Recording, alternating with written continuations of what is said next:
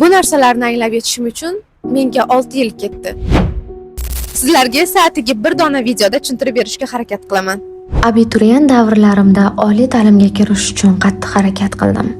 Ammo o'zim sevgan kasbga deb ayta olmayman. Doimgidek diplom bo'lsa bo'ldi yoki kattalar shu yo'nalishni maslahat berishgani uchungina. 2019-yilda Termizdan Toshkentga keldim. Jahon tillari universiteti grant talabasi edim. Maqsadimga ko'ra esa ingliz tili o'qituvchisi bo'lishim kerak edi. Lekin o'qishni bitirgach, menga hech kim hech qanaqa qalb kasb haqida ma'ruza o'qimadi. Men o'zim ko'rdim professional HR menejerlarni. Bu kasbga nisbatan qattiq qiziqish uyg'ondi menda. E'tiborli jihati, birorta bu bo'yicha o'qish, kurs, dastur, hatto birorta o'qituvchi ham yo'q edi. Men faqat tajribalar orqali ko'nikmalar hosil qildim.